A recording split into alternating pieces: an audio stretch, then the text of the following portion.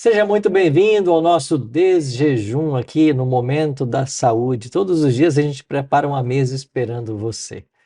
Ah, pastor, não fala isso. Eu nunca posso ir deliciar essas frutas sobre a mesa. Bom, é verdade que você não pode vir, mas aqui você vai ter conhecimento que vai ajudar você na sua caminhada com Deus, especialmente no seu cuidado com a saúde. Tá bem? Estamos recebendo essa semana mais uma vez a doutora Aline Mafra, que é nutricionista especializada em nutrição clínica e estética. Tudo bem, doutora Aline? Tudo bem, Bom ter você de volta no programa, viu? eu que agradeço. Bom, você pode acompanhá-la nas redes sociais aí no Instagram, @alinearaújo.nutri. Aline com Y, tá bem? E você pode mandar suas perguntas também para ela, que ela está à disposição para nos ajudar respondendo. Ontem nós começamos a semana falando sobre os bons alimentos. E tem uma coisa boa para a saúde, é a tal da água, né? E hoje ela vai falar para a gente sobre hidratação. Doutor, o que acontece com o nosso intestino quando não se ingere água? Bom, a gente falou então dos alimentos que são benéficos ao intestino, os maléficos, e ali nos benéficos a gente trouxe as fibras, né, que vão fazer o nosso bolo fecal aumentar de tamanho. E essas fibras, elas resgatam muita água. Então, se eu tenho um grande consumo de fibra e não coloco hidratação, eu vou ressecar mais ainda as fezes. Então, a gente vai ter aí um efeito contrário do que a gente gostaria. A água também, ela vai ajudar a levar ali o bolo alimentar e também vai lubrificar a parede do meu intestino. As fezes, elas ficam armazenadas lá no intestino grosso para depois serem evacuadas, né? E esse intestino grosso, ele faz a absorção dessa água. Então, se chega lá no intestino grosso, a gente não tem água adequada, essa hidratação, essas fezes vão ressecar de qualquer forma. Então, a água, ela é extremamente necessária, falando de saúde intestinal. Só que a gente sabe de todas as outras funções da água, né? Um dos remédios naturais que Deus deixou pra gente, além de melhorar a pele, auxiliar no processo de detoxificação, quem tem retenção de líquidos vai precisar de hidratação. Então, é extremamente importante a gente estar consumindo água de forma regular. E com a quantidade ideal, né? Quanto de água nós deveríamos nos habituar a ingerir por dia? A gente tem um cálculo padrão, hoje outros estudos até já trazem cálculos diferenciados, mas que o pessoal de casa consiga calcular aí uma média ideal. A gente faz 35 ml por quilo de peso. 35 por quilo. Isso, Eu então tenho 70 quilos, por exemplo. a gente vai fazer o cálculo, né? Okay, eu que tenho 53 quilos, eu faço 35 vezes 53, eu vou ter uma média ali de 1,8 litro, 1,9 litro de água por dia. Okay. Dica, né? Porque às vezes a gente se perde aí na quantidade de cálculo do copo, né? Então não sei, da hora que eu acordei até a hora que eu fui dormir, eu já esqueci a quantidade de copo. Então é ideal a gente ter o que? Uma garrafa de água. Então tenho com você uma garrafinha de água de 1 litro, porque se eu sei que a minha quantidade ideal é ali de 1,9 litro, 2 litros, eu tomo uma no período da manhã e uma no período da tarde. Entendi. Importante não consumir muita água no período noturno, principalmente aquelas pessoas que levantam muito para urinar à noite, que daí pode interferir também no nosso sono. E também evitar na hora das refeições, né? Também o processo de digestão, ele dificulta um pouco quando a gente ingere muitos líquidos, né? Então a gente tem uma quantidade média aí no máximo de 80 ml para a gente conseguir tomar junto com a refeição, mas se conseguir não tomar, melhor, a gente vai ter uma digestão mais facilitada. E eu trouxe aqui, falando de hidratação, a gente precisa entender também que muitas pessoas, principalmente mulheres no processo de emagrecimento, utilizam chás diuréticos. E os chás diuréticos, eles fazem a gente eliminar a água mais rápido do nosso organismo. Sim. Isso pode ressecar as fezes também. Então, quando a gente fala de hidratação, é água. Alguns chás podem entrar aí no processo de hidratação e eu trouxe uma combinação legal aqui. Eu posso usar individualmente, mas eu posso usar os três juntos, que é o chá de funcho, o chá de hortelã e o chá de gengibre também. Tá? Eu posso fazer uma combinação desses três, ali no máximo 500 ml de água, um raminho de hortelã, uma colherzinha de chá de funcho e também uma colherzinha de café de gengibre ralado ou 2 rodelinhas. Coloco essa água para ferver, coloco a hortelã e o gengibre, desligo em 3 minutinhos, boto o funcho, tampo e depois eu coo e posso beber ali durante 3 vezes ao dia esses 500 ml. Vai ajudar também na hidratação e ajuda bastante na inflamação do intestino, para quem está ali vivendo um processo de desbiose, e também ajuda a diminuir os gases, aquela distensão que a gente sente no abdômen. Olha aí que dica interessante, né? Pegou aí? Vamos então fazer esses chás aí que vão nos ajudar.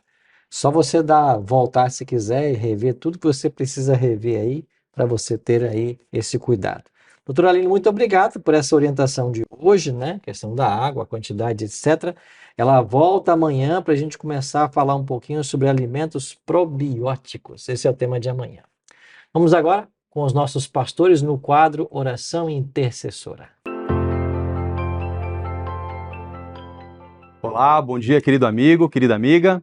Chegamos então a essa terça-feira com mais um momento especial de oração e intercessão. E nós temos aqui todos os dias, nós recebemos aqui na nossa timeline, para você que aparece aí no seu YouTube, né? Alguns estão assistindo pelo Facebook, pelas outras redes sociais, aparece para você ali o chat onde você pode colocar o seu pedido, tá, de oração. Então, nós vamos estar lendo aqui o de algumas pessoas, mas tenha certeza de que Deus estará ouvindo cada um de vocês que escreveu, que colocou ali, talvez com lágrimas, o seu pedido e a sua intercessão. E eu tenho aqui o pedido do Laércio Silva. Ele diz o seguinte: bom dia, pastor. Bom dia, irmãos. Ótimo dia para todos. Eu peço oração por mim, para que eu me entregue a Cristo. E peço oração por minha família, em especial para minha mãe, que está com 82 anos. Laércio, tenha certeza, querido, que Deus ouve a oração desse filho aí pela sua mãezinha. E amigo, você deseja estar mais perto de Deus? Eu vou te fazer um convite. Quer lugar melhor para você encontrar Deus que na casa de Deus? Vai na casa de Deus, meu filho. Lá você vai ouvir a palavra dele. Você vai ouvir a mensagem dele para que você possa ter uma vida completa de bênçãos ao lado do Senhor. Nós temos aqui também a Maria Aparecida. Ela dá um bom dia ao Espírito Santo. Também, Maria, que Deus abençoe você. Um bom dia para você, para sua família, para os seus amigos. Que Deus possa inspirar a sua vida, porque você tem uma vida cheia do Espírito Santo. Quer andar melhor, com melhor companhia que o Espírito Santo? Não tem, Maria. Então, você deu um bom dia para o Espírito Santo, eu também dou um bom dia para o Espírito Santo e um bom dia para você, minha querida. Tenho aqui também a Maria Nascimento de Souza. Bom dia, eu peço oração pela minha saúde. Eu estou com gastrite crônica e eu sinto muita dor, dor contínua. Orem por mim. Maria, nós estaremos orando por você, querida, mas também eu vou dizer para você, procura ali um médico, vai a algum posto de saúde, algum hospital. É sempre importante nós lembrarmos que temos a cura espiritual, mas também Deus estipulou ali pessoas, né, como médicos para cuidar da saúde das pessoas, mostrar alguns alimentos que a gente precisa deixar de lado, alguns alimentos que a gente tem que consumir melhor, para que a gente possa ter uma saúde integral. Então, querida, recomendo você também procura ajuda de especialista e nós vamos estar orando por você para que essa gastrite ela pare de incomodar você. Eu tenho certeza que tira a concentração de tantas outras coisas na sua vida, até mesmo da gente estudar a palavra de Deus. Então, minha amiga, vou estar orando, intercedendo por você e pela sua família. Então, queridos, eu gostaria de abrir a palavra de Deus antes de nós termos esse momento de oração e buscarmos aqui inspiração na palavra do Senhor para que nós possamos ser alimentados por ela. No livro de Tiago, no capítulo 5:16, diz o seguinte: confessai, pois, os vossos pecados uns aos outros e orai uns pelos outros, para serdes curados. Muito pode, por sua eficácia, a súplica do justo. Amém? Muito pode, por sua eficácia, a súplica do justo. E olha, Tiago diz aqui que nós devemos de orar uns pelos outros, para que nós sejamos curados. Vou estar orando por cada um de vocês que pediu a cura. E neste momento, aqueles que puderem, eu peço, coloque-se de joelhos junto comigo para nós intercedermos, orarmos ao Senhor, tanto em agradecimento como em súplicas por aqueles que precisam aí da ajuda do Senhor. Oremos. Querido Deus e bondoso Pai, obrigado, Senhor, pelo cuidado, pelas bênçãos recebidas e tudo aquilo que o Senhor é em nossas vidas. Aqui, Senhor Deus, nós recebemos mais alguns pedidos, mas o Senhor sabe de quantos deles muitas vezes não foram nem escritos, mas o Senhor sabe que está no coração dos teus filhos. Mas tem filhos teus, Senhor Deus, que estão com o coração doído ou passando por alguma adversidade, algum problema muito grande e tiveram a coragem e o desejo, Senhor Deus, de expor essa situação aqui, na nossa timeline. E nós queremos te pedir, Senhor Deus, por essas pessoas, que o Senhor esteja na causa delas, que o Senhor cure aqueles que precisam ser curados, que o Senhor ajude, direcione aqueles que precisam ser direcionados, quem sabe a buscar um médico, quem sabe ir à tua casa para buscar o médico dos médicos, que é o teu filho. Nos ajude, Senhor Deus, a servirmos ao nosso próximo, a cuidar do nosso próximo. E aqui, Senhor Deus, com todos esses pedidos que chegaram para nós nessa terça-feira. Abençoe a cada um dos teus filhos, cuide da casa deles, da caminhada de cada um e da sua situação. É o que eu te peço, em nome de Jesus. Amém, Pai. Chegamos agora ao momento de podermos juntos estudar a Bíblia aqui no programa Encontro com a Vida, né? Chegamos ao nosso penúltimo tema da nossa série, Maravilhoso Jesus. E hoje vamos estudar sobre Jesus no lugar santíssimo. Lugar santíssimo do santuário celestial. Mas antes de avançarmos com o nosso estudo, como é o nosso hábito aqui, queria convidar você para nós orarmos, pedindo a bênção de Deus para esse estudo. Ora comigo? Nosso Pai querido, muito obrigado por estarmos mais uma vez reunidos e podermos estudar a Tua Palavra.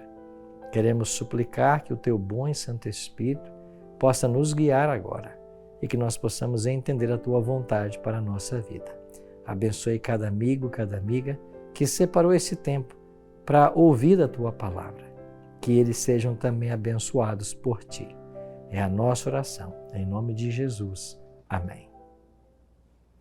Pois bem, vamos então ao estudo de hoje. Vimos em lições anteriores que o santuário terrestre foi construído por Moisés, segundo o modelo que lhe foi mostrado, que era a figura do santuário celestial. E tudo aquilo que acontecia nesse santuário aqui na terra apontava para aquilo que aconteceria no ministério de Cristo lá no céu. Então, assim como uma vez por ano o sumo sacerdote entrava no santuário terrestre para fazer expiação pelo povo de Israel, Cristo entraria no Santo dos Santos para iniciar uma obra de juízo e, quando concluí-la, voltará à terra. Então, hoje, nós vamos estudar sobre esse tema do ministério de Cristo lá no céu. O autor de Hebreus, já falando desse ministério, assim escreveu: estando tudo preparado, os sacerdotes entravam regularmente no lugar santo do tabernáculo para exercer o seu ministério. No entanto, somente o sumo sacerdote entrava no Santo dos Santos, apenas uma vez por ano, e nunca sem apresentar o sangue do sacrifício que ele oferecia por si mesmo e pelos pecados que o povo havia cometido por ignorância. O autor de Hebreus, que nós queremos ser Paulo, ele está afirmando justamente aquilo que foi ensinado através do tabernáculo mosaico. Uma vez por ano, o sumo sacerdote entrava em cena. O sacerdote entrava todo dia no santuário para fazer a expiação pelo pecado do povo, mas o sumo sacerdote uma vez por ano. Esta era uma cerimônia muito solene em Israel. Ela acontecia num dia marcado, que era um feriado nacional, era no 10º dia do 7º mês do calendário judaico, e naquele dia o sumo sacerdote fazia a purificação, a expiação pelos pecados que haviam sido acumulados no santuário ao longo daquele ano. Assim como o sacerdote atuava diariamente, isso prefigurava o ministério de Cristo como nosso sacerdote, como advogado, como nós vimos ontem, o sumo sacerdote atuava uma vez por ano num papel de juiz.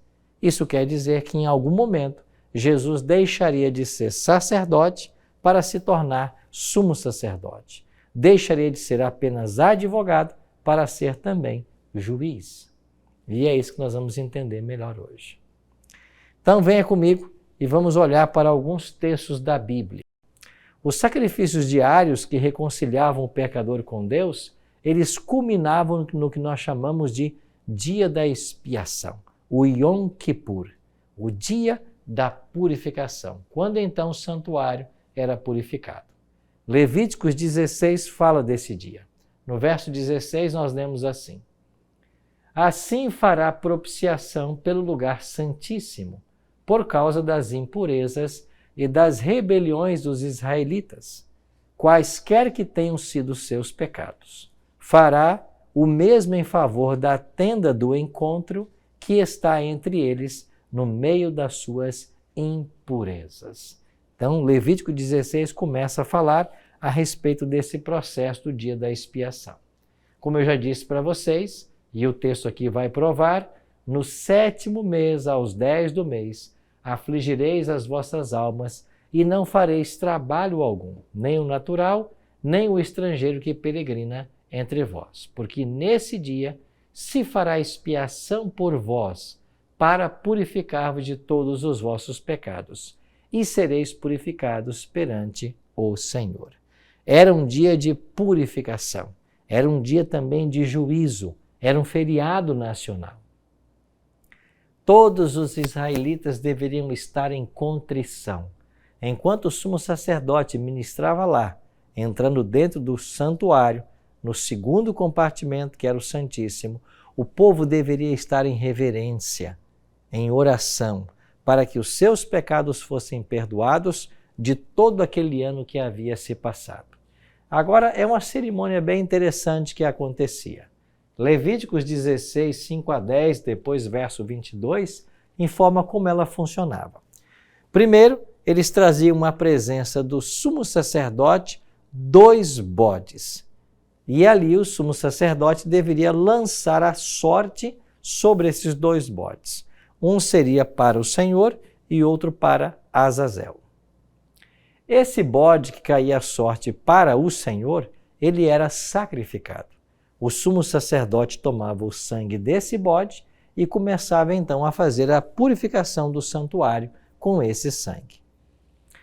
Já o segundo bode, chamado bode Azazel, recebia esse nome porque eles acreditavam num espírito maligno, num demônio que habitava o deserto, cujo nome era Azazel. Então esse bode vivo era levado para o deserto e lá ele deveria morrer. Mas ele não era levado enquanto não terminava todo o processo de purificação do santuário. E uma vez terminada a obra da expiação, o sumo sacerdote colocava a sua mão na cabeça desse bode e, simbolicamente, os pecados que estavam no santuário eram colocados sobre esse bode e ele deveria ser levado agora para o deserto e lá ele morreria. Se o bode para o Senhor morria, ele, logicamente, apontava para Jesus Cristo, que derramaria seu sangue em nosso lugar. Já o bode vivo apontava para Satanás, que é o originador do pecado. O fato desse bode ser levado para o deserto indica também um momento em que Satanás será aprisionado. E isso está em plena consonância com Apocalipse 20, que declara que quando Jesus voltar, um anjo descerá com uma corrente e vai aprisionar Satanás por 1000 anos, depois do qual, ou dos quais, depois desse período, Satanás será destruído. Então esse bode chamado bode para Azazel, esse bode que vai ser levado para o deserto e morre, ele tipificava Satanás. Alguns querem declarar de que nós ensinamos de que Satanás, de certa forma, expia pecados, porque esse bode participava da expiação. Bom, a gente não ensina isso e um único verso da Bíblia resolve o problema. Em Levítico 16, 20 é ensinado: terminada a expiação, fará então chegar o bode vivo até o sumo sacerdote. Ou seja, o bode vivo só entrava em cena terminada a expiação. Satanás não faz parte da expiação. Ele não tem essa atribuição.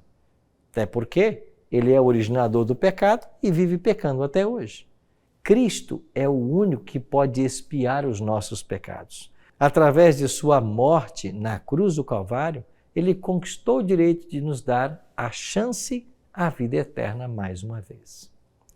Assim, meus queridos, eu e você precisamos entender que o trabalho do sumo sacerdote em Israel apontava para o ministério que Jesus um dia exerceria no santuário celestial. Ontem vimos um pouquinho do ministério de Jesus no santo. Mas quando é que ele começaria o seu ministério no Santíssimo? Aqui em Daniel 8,14, nós encontramos esta profecia, uma profecia de tempo e que indicava o momento em que Jesus deveria ser sumo sacerdote. Daniel 8,14 nós lemos, ele me disse, isso tudo levará 2.300 tardes e manhãs, então o santuário será purificado. O profeta Daniel está falando de uma purificação do santuário, aquilo que acontecia no dia da expiação. E o profeta está informando que esta purificação do santuário, ela aconteceria transcorridos 2.300 tardes e manhãs. Tarde e manhã é uma expressão bíblica para um dia. Lá em Gênesis 1 você comprova isso. Quando Deus criou o mundo, houve tarde e manhã o primeiro dia, tarde e manhã o segundo dia, etc. Agora, quando chegamos aqui, em Daniel 8,14, 2.300 tardes e manhãs significam 2.300 dias. Mas como estamos falando de um período profético, onde cada dia representa um ano, então o santuário seria purificado, passados 2.300 anos. Você depois confere na sua Bíblia 2 textos que vão te ajudar a entender esse princípio dia-ano de interpretação profética. Números 14:34 e Ezequiel 4:6 e 7. Ou seja, o profeta Daniel está dizendo que passados 2.300 anos, o santuário seria purificado. Ou seja, Jesus deveria então começar o trabalho de sumo sacerdote. Mas quando começou isso? Pois bem, se nós levarmos em conta a profecia de Daniel capítulo 9, lá é ensinado que esse período profético deveria começar passadas os decretos ou promulgados os decretos para restaurar e edificar Jerusalém. Esses decretos para restaurar e edificar Jerusalém foram promulgados pelo rei persa Artaxerxes no ano 457 a.C. Depois você confere em Esdras capítulo 7 e você vai encontrar lá o decreto de Artaxerxes. Se nós contarmos 2.300 anos a partir do ano 457 a.C., data do decreto, nós chegaremos ao ano 1844.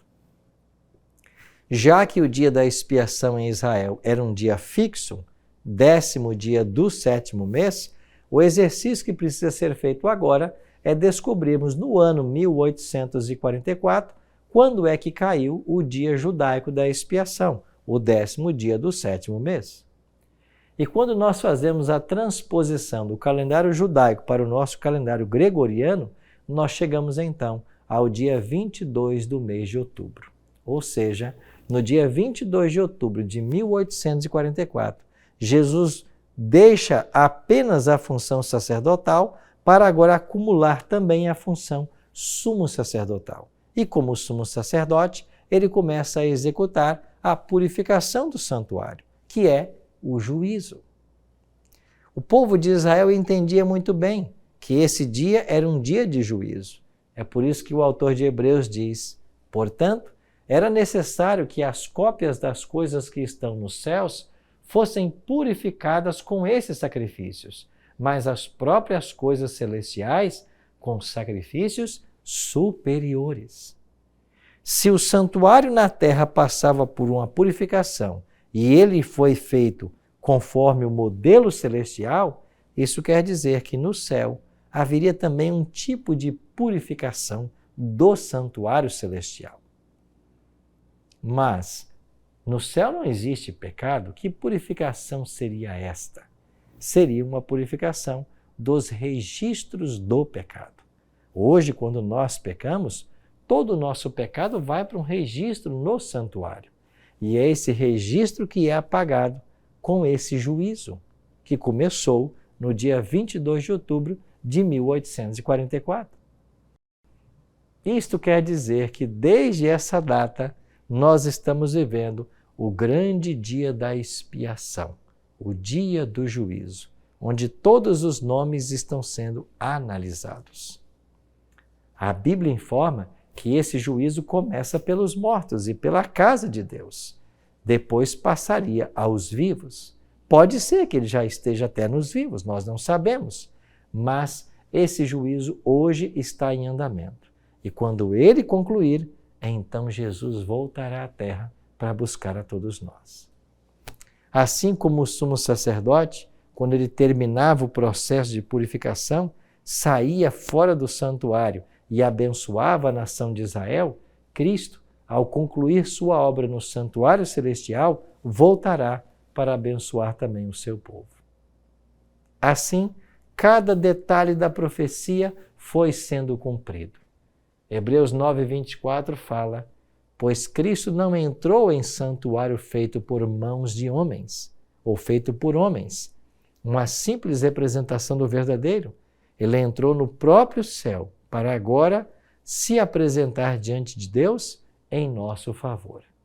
Hebreus está falando de uma obra sacerdotal, de intercessão que Jesus ainda opera. Mas agora Daniel fala da obra do juízo, da obra sumo sacerdotal.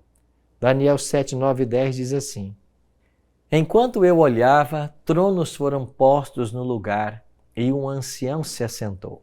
Sua veste era branca como a neve, o cabelo era branco como a lã. Seu trono ardia em fogo e as rodas do trono estavam todas incandescentes. E saía um rio de fogo de diante dele. Milhares de milhares o serviam, milhões de milhões estavam diante dele. O tribunal iniciou o julgamento e os livros foram abertos. Que cena extraordinária! Aqui nós temos um momento em que Jesus é levado até o Pai, que é o ancião de dias, e começa o juízo. Os livros foram abertos. Que livros são esses? São os livros que contêm o registro de toda palavra, pensamento ou ato de todo ser humano. É por isso que Jesus declarou de que toda palavra frívola que saísse de nossa boca, dela teríamos que dar contas no dia do juízo. Sim, meus amigos, haverá um juízo. Esse juízo está agora em andamento. Todos os casos estão sendo analisados e os nomes estão sendo separados para a salvação ou para a perdição. Começou pelos mortos, pode ser que já esteja nos vivos e o nosso nome pode ser passado no santuário e nós precisamos de um advogado. Esse advogado é Cristo, que está hoje à nossa disposição. É por isso que Jesus veio cumprir toda a tipologia do santuário terrestre. E assim como o sumo sacerdote executava juízo, Cristo está executando. Mas em breve, Jesus deixará então o santuário celestial. O livro do Apocalipse contempla esse momento. E no capítulo 15, verso 8 é dito: o santuário ficou cheio de fumaça da glória de Deus e do seu poder. E ninguém podia entrar no santuário enquanto não se completassem as 7 pragas dos 7 anjos. Quando Jesus terminar o juízo, ele deixará o santuário. E quando ele deixa o santuário, uma grande nuvem cobre o santuário. Ninguém mais pode penetrar nele. O trabalho da intercessão e juízo terminaram. Todos os casos foram decididos e agora Jesus volta à terra. Volta à terra para buscar os salvos, buscar aqueles que aceitaram o plano da salvação. Amigos, isso vai acontecer. O que nós estamos estudando hoje será uma realidade.